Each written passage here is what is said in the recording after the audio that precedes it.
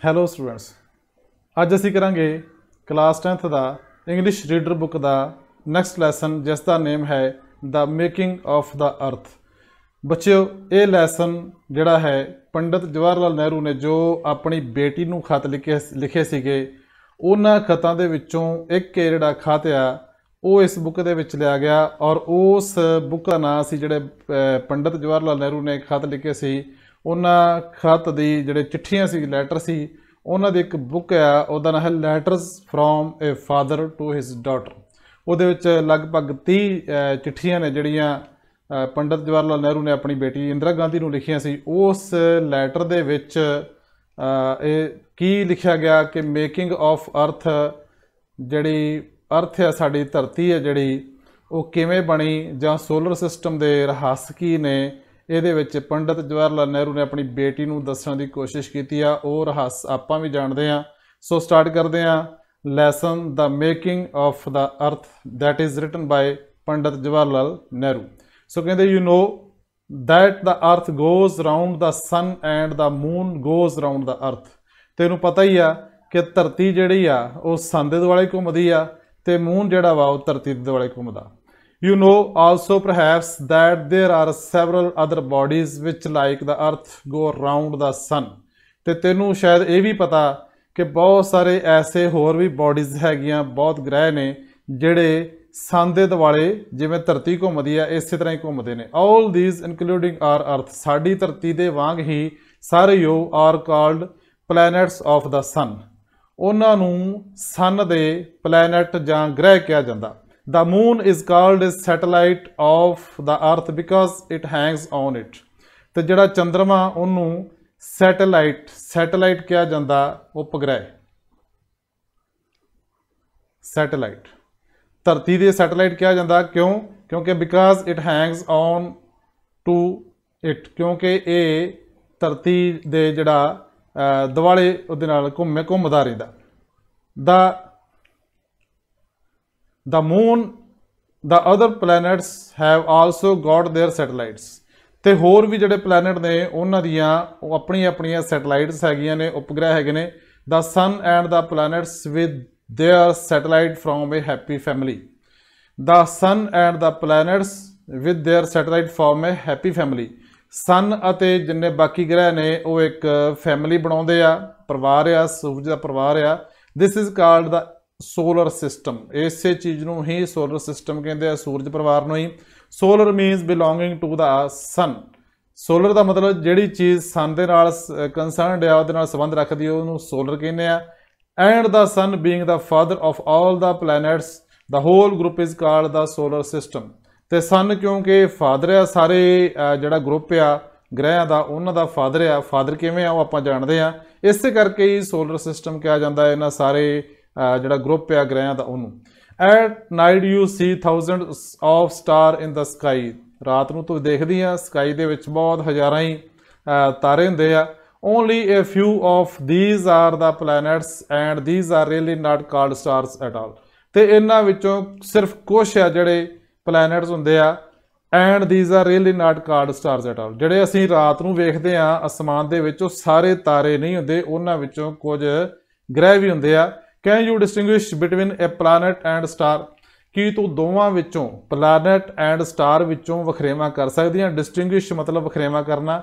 The planets are really quite tiny. Planets ਜਿਹੜੇ ਆ ਬਹੁਤ ਛੋਟੇ ਹੁੰਦੇ ਆ ਕੰਪੈਰੇਟਿਵਲੀ ਜਿਹੜੇ ਹੈਗੇ ਆ ਜਿਹੜੇ ਸਟਾਰਸ ਨੇ। ਕਹਿੰਦੇ like our earth compare to the stars but they look bigger in the sky because they are much nearer to us. ਸਾਡੀ ਅਰਥ ਵਾਂਗ ਜੇਕਰ ਪਲੈਨਟਸ ਦੀ ਗੱਲ ਕਰੀਏ ਤੇ ਇਹ ਬਹੁਤ ਛੋਟੇ ਹੁੰਦੇ ਆ। ਸਾਡੀ ਧਰਤੀ ਵੀ ਬਹੁਤ ਛੋਟੀ ਹੈ। ਜੇਕਰ ਇਹਨੂੰ ਕੰਪੇਅਰ ਕਰੀਏ ਟੂ ਦਾ ਸਟਾਰਸ, ਜੇ ਤਾਰੇ ਨਾਲ ਕੰਪੇਅਰ ਕਰੀਏ ਤੇ ਫਿਰ ਇਹ ਬਹੁਤ ਛੋਟੇ ਆ। But they look bigger in the sky because they are much nearer to us. ਪਰ ਇਹ ਗ੍ਰਹਿ ਜਿਹੜੇ ਆ ਸਾਨੂੰ ਤਾਂ ਵੱਡੇ ਲੱਗਦੇ ਆ ਕਿਉਂਕਿ ਇਹ ਸਾਡੀ ਧਰਤੀ ਦੇ ਲਾਗੇ ਆ, ਤਾਰੇ ਜਿਹੜੇ ਨੇ ਉਹ ਦੂਰ ਆ। Just as the moon which is in reality quite a baby. ਤੇ ਜੇਕਰ ਮੂਨ ਦੀ ਗੱਲ ਕਰੀਏ ਤੇ ਉਹ ਅਸਲ ਦੇ ਵਿੱਚ ਬਹੁਤ ਛੋਟਾ ਜਿਹਾ ਬੱਚਾ, ਅਸਲ ਦੇ ਵਿੱਚ looks so big because it is quite nearer to us. ਤੇ ਸਾਨੂੰ ਕਿਉਂ ਵੱਡਾ ਲੱਗਦਾ? ਤਾਰੇ ਸਾਨੂੰ ਕਿਉਂ ਛੋਟੇ ਲੱਗਦੇ ਆ? ਕਿਉਂਕਿ ਬਹੁਤ ਦੂਰ ਆ। चंद्रमा सानू तारिਆਂ ਦੇ ਮੁਕਾਬਲੇ क्यों ਵੱਡਾ लगदा? क्योंकि बहुत नेड़े है। But the real way to distinguish the stars from the planets is to see if they twinkle or not। पर असल च किहड़ा तरीका वा जिहदे नाल असीं स्टार्स नूं ते प्लैनेट्स नूं डिस्टिंग्विश कर सकते हैं, दोवां दा वखरेवा कर सकते हो, की आ ये देखना कि इफ दे ट्विंकल और नॉट, की वो टिमटमाउंदे आ, ट्विंकल करदे आ जां नहीं। स्टार्स ट्विंकल, स्टार जिहड़े हमेशा ट्विंकल करदे आ, ट्विंकल ट्विंकल लिटिल स्टार आपां नूं सारिआं नूं पता। Planets do not, planets twinkle नहीं करते, ओनली स्टार ट्विंकल करते हैं। That is because the planets only shine because they get the light of our sun. तो प्लैनेट जिहड़े वो किवें शाइन करते? क्योंकि वो साडे सूरज कोलों उन्हां ते रिफ्लैक्शन पैंदी आ, वो चैनल सानू दिसदा, इस करके असीं सोचते हैं कि जिहड़े ग्रह आ वो भी मतलब शाइन करते हैं। It is only the sun shine on the planets और the moon that we see. तो ये सन शाइन नहीं हुंदी आ, ये धुप ही हुंदी आ जिहड़ी प्लैनेट ते जां मून ते पैंदी है, जिहड़ी असीं देखदे हां, जिहदे करके मून जिहड़ा वा वो भी सानू इंज लगदा जिवें शाइन कर रहा होवे। एक्चुअली मून दी अपनी कोई लाइट नहीं हैगी, ते मून जिहड़ा वा वो स्टार नहीं है। The real stars are like our sun. ते असल स्टार किहड़े आ? जिहड़ा साडा सूरज आ, इस तरह के स्टार ने। They shine of themselves because they are very hot and burning. तो वो शाइन क्यों करते आ? क्यों करते? क्योंकि they are very hot and burning, क्योंकि वो सूरज वांगू ही अग का गोला ने, उन्होंने अंदर गैसां जिहड़ियां अग्गां लगातार बल रही ने। In reality our sun itself is a star, only it looks bigger as it is near and we see it as a great ball of fire. तो असल दे विच असीं सूरज नूं मतलब एक्चुअली सूरज जिहड़ा वा वो भी एक स्टार आ, तारा वा। तो only it looks bigger as it is near, तो सानू वड्डा क्यों दिसदा? क्योंकि साडे दूसरे तारे के मुकाबले साडे बहुत क्लोज आ, साडे लागे आ। And we see it as a great ball of fire. तो सानू इदां लगदा जिवें एक अग की बहुत वड्डी गेंद हुंदी आ। So that our earth belongs to the family of the sun the solar system. ये जिहड़े सन दे नाल जिहड़े बिलोंग करते आ, जिन्ने भी स्टार ने जां ग्रह ने, उन्हां नूं सोलर सिस्टम कहा जाता। We think the earth is very big, असीं सोचते हैं कि अर्थ जिहड़ी बहुत वड्डी आ। It is big compare to our tiny selves, इस करके वड्डी लगदी क्योंकि असीं बहुत छोटे छोटे हैं। It takes weeks and months to go from the one part of it to another even in a fast train और स्टीमर। जेकर बहुत तेज़ ट्रेन जां स्टीमर कोई होवे, ਉਹਦੇ ਵਿੱਚ ਅਸੀਂ ਚੜ੍ਹ ਕੇ ਧਰਤੀ ਦੇ ਇੱਕ ਪਾਸੇ ਤੋਂ ਦੂਜੇ ਪਾਸੇ ਤੇ ਜਾਣਾ ਹੋਵੇ ਤਾਂ ਤਦ ਵੀ ਸਾਨੂੰ ਕਈ ਹਫ਼ਤੇ ਜਾਂ ਮਹੀਨੇ ਲੱਗ ਜਾਣਗੇ, ਐਡੀ ਵੱਡੀ ਧਰਤੀ ਆ। But although it seems so big to us, it is just like a speck of dust hanging on the air. ਭਾਵੇਂ ਕਿ ਇਹ ਸਾਨੂੰ ਬਹੁਤ ਵੱਡੀ ਲੱਗਦੀ ਆ, ਪਰੰਤੂ ਇਹ ਇੱਕ ਹਵਾ ਦੇ ਵਿੱਚ ਲਟਕਦੇ ਹੋਏ ਇੱਕ ਕਣ ਮਾਤਰ ਹੀ ਆ, ਬਹੁਤ ਛੋਟੀ ਜੀ। The sun is millions of miles away and the other stars are even further away। सन साडे कोल मिलियन माइल्स, बहुत मतलब करोड़ां लखां करोड़ां जिहड़े मील दूर आ। And other stars are even further away, ते जिहड़े दूसरे स्टार आ वो ते इस तों भी लखां करोड़ां माइल्स दूर ने। इस करके सानू वो छोटे लगदे स्टार्स जिहड़े असीं आसमान दे विच देखदे आ। Astronomers, those people who study the star, जिहड़े स्टडी करदे आ स्टार दी, इस ग्रहां दी, उन्होंने एस्ट्रोनोमर्स कहते हैं। वो की कहते? Tell us that long long ago the earth and the all planets were part of the sun. वो कहते हैं कि बहुत समा पहला धरती ते बाकी ग्रह जिहड़े आ सन दे जिहड़े मतलब एक पार्ट हुंदे सी सूरज दे। The sun was then as it is now a mass of flaming matter terribly hot. तो इस तरह का इसी सन उदों भी अग का गोला भयानक तरीके दे नाल मगदियां होईयां अग्गां दा गोला सीगा। Somehow little bits of the sun got loose and they shot out into the air। किसी तरीके नाल सन दे उस बलदी अग दे गोले दे विचों कुछ टुकड़े जिहड़े सीगे ओह अलहदा हो गए ते हवा विच खिलर गए। But they couldn't wholly get rid of their father the sun। पर ਉਹ ਟੁੱਟ ਕੇ दूर ते चले गए, पर बाली दूर नहीं जा सके। ਉਹ असल दे विच अपने बाप सन नालों जिहदे नालों टुੱਟੇ ਸੀ बहुत ही दूर नहीं जा सके। It was as if a rope was tied to them and they kept whirling round the sun। ਇਹ ਇਸ ਤਰ੍ਹਾਂ ਲੱਗਦਾ ਕਿ ਜਿਵੇਂ ਕਿਸੇ ਰੱਸੀ ਨੇ ਉਹਨਾਂ ਨੂੰ ਬੱਧਿਆ ਹੋਵੇ ਤੇ ਉਹ ਆਪਣੇ ਸਨ ਜਿਹੜਾ ਜਿਹਦੇ ਨਾਲੋਂ ਟੁੱਟੇ ਸੀ ਉਹਦੇ ਦੁਆਲੇ ਇੱਕ ਘੁੰਮਣ ਘੇਰੀ ਦੇ ਵਿੱਚ ਘੁੰਮ ਰਹੇ ਹੋਣ। द स्ट्रेंज फोर्स एक जिहड़ी अद्भुत फोर्स आ ताकत आ विच आई हैव कंपेयर टू ए रोप जिहदा मैं हुणे मुकाबला किया रोप दे नाल दी एग्जाम्पल दी है रस्सी दे नाल is something which attracts little things to great ते ये उही शक्ति आ उही जिहड़ी बल आ उही खिच आ उही फोर्स आ जिहड़ी छोटियां चीज़ां नूं वड्डियां चीज़ां वाले खिच लैंदी आ। It is the force which makes things fall by their weight ये फोर्स आ जिहदे करके चीज़ां अपने भार करन करके हेठां डिग पैंदियां। The earth being the biggest thing near us attracts everything we have ते क्योंकि अर्थ जिहड़ी आ सब तो नेड़े साडे आ इस करके धरती ते कोई भी चीज़ असीं सुੱਟਦੇ आ ते ਉਹ ਉਸੇ ਵੇਲੇ ਉਹਨੂੰ ਆਪਣੇ ਵੱਲ ਖਿੱਚ ਲੈਂਦੀ है जिवें कि ਸਾਨੂੰ पता कि धरती ਦੇ ਵਿੱਚ ਇੱਕ ਜਿਹੜੀ ਆ अट्रैक्शन आ ਜਿਹਨੂੰ ਆਪਾਂ ਗ੍ਰੈਵਿਟੀ बोलते हैं।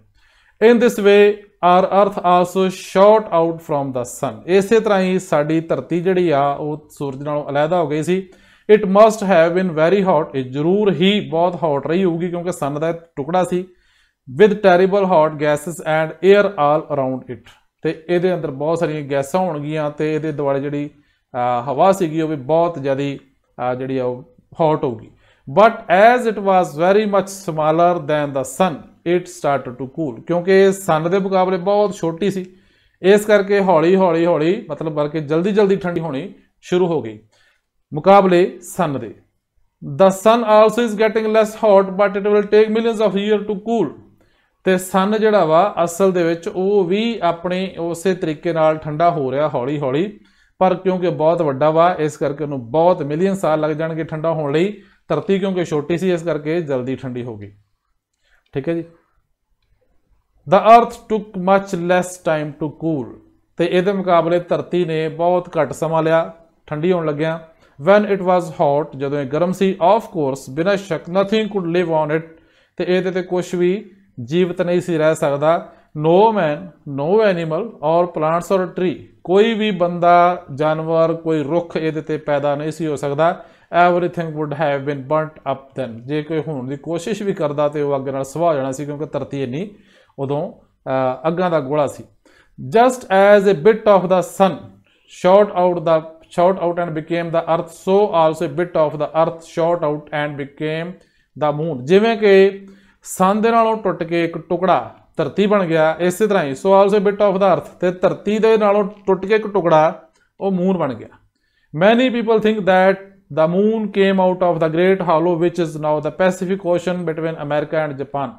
बहुत सारे लोग ये सोचते हैं कि जो अमेरिका एंड जापान के विच एक पैसिफिक ओशन है जोड़ा बहुत वड्डा समुंदर आ महासागर आ शायद ये ओहो ही खड्डा वा तां ही इत्थे वो महासागर बनया इथों चंद जोड़ा टुट के गया सी तो इत्थे खड्डा बन गया हालो खड्डा।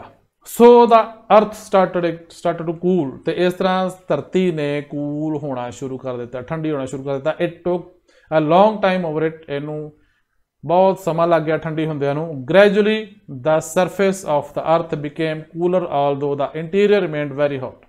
ग्रैजुअली हौली हौली जो सरफेस सी धरती का उपरला हिस्सा वो ठंडा होना शुरू हो गया भावें कि इंटीरियर वह अंदरला पार्ट रिमेन्ड वेरी हॉट अजे भी धरती का जोड़ा अंदरला पार्ट आ core of the earth is still very hot. Even now if you go down a coal mine it becomes hotter and hotter as you go down. जेकर तुसी कोशिश करो कोलियां दी खाण दे विच उतरन दी तो ज्यों थल्ले जाओगे तो तुहानूं होर गर्म जिहड़ी धरती महसूस होंदी जाऊगी।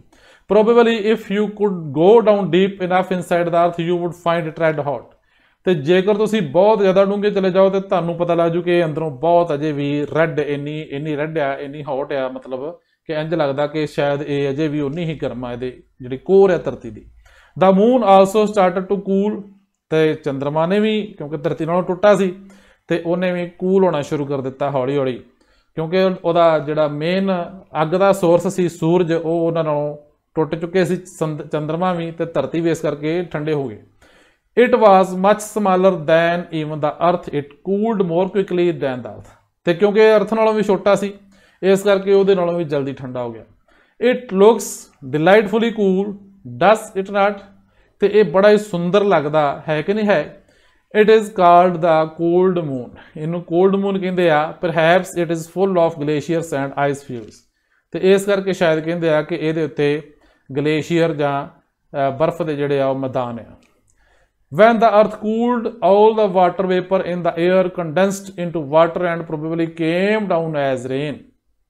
ਜਦੋਂ ਧਰਤੀ ਠੰਡੀ ਹੋਣੀ ਸ਼ੁਰੂ ਹੋ ਗਈ ਤੇ ਜਿੰਨੇ ਵੀ ਹਵਾ ਦੇ ਵਿੱਚ ਵਾਟਰ ਵੇਪਰ ਸੀਗੇ ਜਿਹੜੇ ਪਾਣੀ ਤੋਂ ਬਣੇ ਹੋਏ ਵੇਪੋਰੇਟ ਹੁੰਦਾ ਜਦੋਂ ਪਾਣੀ ਤੋਂ ਦੇ ਭਾਫ ਬਣ ਜਾਂਦੀ ਜਿਹੜੀ ਹਵਾ 'ਚ ਸੀ ਉਹ ਇਕੱਠੀ ਹੋ ਕੇ ਤੇ ਉਹਦਾ ਮਤਲਬ ਠੰਡੀ ਹੋ ਕੇ ਜਦੋਂ ਪਾਣੀ ਜਿਹੜਾ ਸੀਗਾ ਉਹਦਾ ਉਹ ਇੱਕ ਰੇਨ ਦੇ ਤੌਰ ਤੇ ਮੀਂਹ ਦੇ ਵਾਂਗ ਵਰਿਆ ਧਰਤੀ ਦੇ ਉੱਪਰ।